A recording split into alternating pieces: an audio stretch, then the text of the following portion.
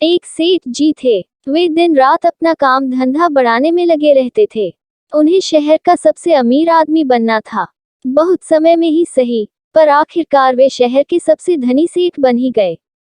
इस सफलता की खुशी में उन्होंने एक शानदार महल के जैसा बंगला बनवाया। गृह प्रवेश के दिन उन्होंने एक शानदार पार्टी का आयोजन किया। जब सारे मेहमान चले गए तो वे भी अपने कमरे में सोने के लिए चले आए। थकान से चूर जैसे ही बिस्तर पर लेटे, एक आवाज सुनाई पड़ी, मैं तुम्हारी आत्मा हूं और अब मैं तुम्हारा शरीर छोड़कर जा रही हूं। सेठ घबरा कर बोले, अरे, तुम ऐसा नहीं कर सकती, ऐसे तो मैं मर ही जाऊंगा। देखो, मैंने वर्षों की हाड़तोड़ मेहनत से यह सफलता प्राप्त की है। अब मेरा इसे भोगने का समय आया है। करोड़ों खर्च करके मैंने इतना अच्छा और आलीशान महल बनवाया है। यह सब मैंने तुम्हारे लिए ही तो किया है।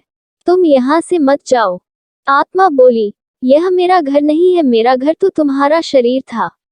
स्वास्थ्य ही उसकी मजबूती थी, किंतु करोड़ों कमाने के चक्कर में तुमने इसके रखरखाव का ध्यान नहीं रखा। तुम्हारी गैर जिम्मेदारी और मौज मस्ती ने तुम्हारे इस अमूल्य शरीर को भीतर से खोखला कर दिया है।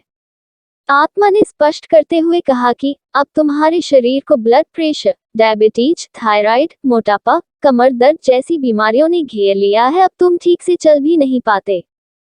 रात को तो तुम्हें नींद भी नहीं आती। तुम्हारा दिल भी कमजोर हो चुका है। धन की इतनी अधिक चिंता करने के कारण तुम्हारा यह अनमोल शरीर बीमारियों का घर बन चुका है।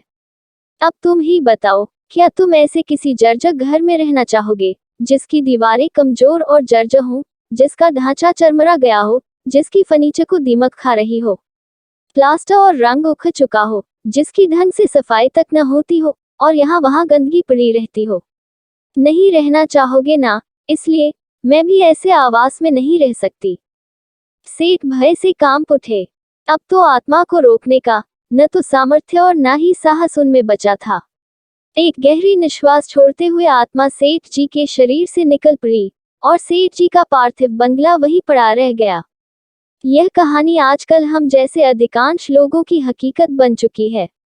दोस्तों, सफलता अवश्य हासिल कीजिए, किंतु स्वास्थ्य की बलि देकर नहीं, अन्यथा सेठ की तरह मंजिल पा लेने के बाद भी आप अपनी सफलता का लुत्फ उठाने से वंचित रह जाएंगे।